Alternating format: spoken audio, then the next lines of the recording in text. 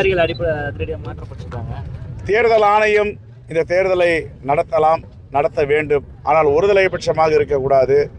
அப்பழுக்கற்ற அதிகாரிகளை நீக்குகிறார்கள். இது உண்மையிலேயே வருத்தத்தக்கது. தன்னுடைய போக்கை தேர்தல் ஆணையம் மாற்றிக்கொள்ள வேண்டும்.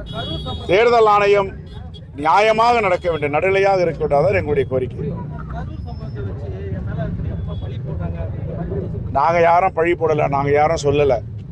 மக்கள் சொல்கிறாங்க, நீங்கள் எதற்காக சம்பவம் நடந்தவொடனே வெளியேறிட்டீங்க, என்ன காரணம்? அந்த மக்களை நேரடியாக கூட மக்கள் கேட்குறாங்க, நாங்கள் யாரும் கேட்கல. சகோதரர் விஜய் அவர்கள் காங்கிரஸை பற்றி ஒரு கருத்து சொல்லியிருக்கிறார். காங்கிரஸ் என்பது 140 ஆண்டு கால வரலாற்று சிறப்புமிக்க கட்சி. இந்த கட்சியை போன்று அவர் குறை சொல்வது எந்த விதத்தில் நியாயம் என்பதை அவரிடம் கேட்கிறேன்.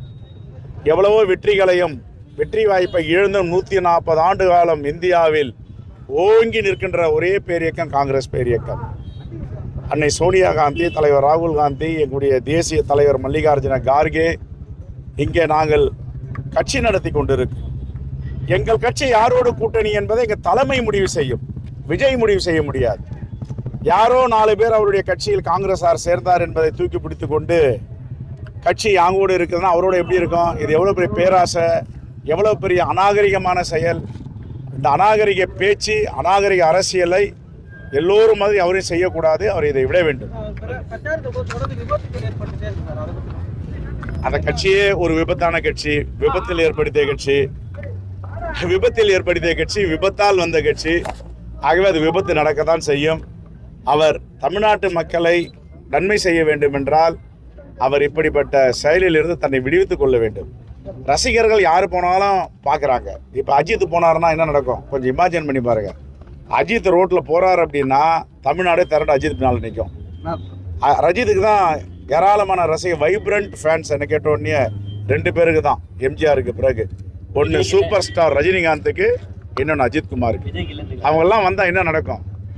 அதனால் என்னுடைய தாய்மார்களுக்கு, பெரியோர், நம்முடைய பிள்ளைகளை விபத்தில் சிக்காமல் வளர்க்க வேண்டும், விபத்தில் சிக்காமல் பாதுகாத்து கொள்ள வேண்டும். நம்முடைய பிள்ளைகள், அடுத்த தலைமுறை தவறான வழியில் அதை யாரோ ஒரு வழி நடத்துகிறார் என்றால் அதன் பின்னால் நடக்கக்கூடாது.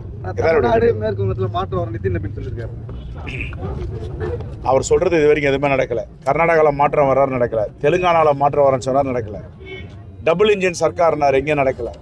ஆகையால் இங்கே ஒரு மாற்றமும் வராது. 2021 தேர்தலை விட 26 தேர்தல் 210 தொகுதிகளுக்கு மேல் வெற்றி பெற்று முத்துவேல் கருணாநிதி ஸ்டாலின் என்ற இரும்பு மனிதர் இந்த எல்லை காக்கும் சாமி முதலமைச்சராக ஆவார்.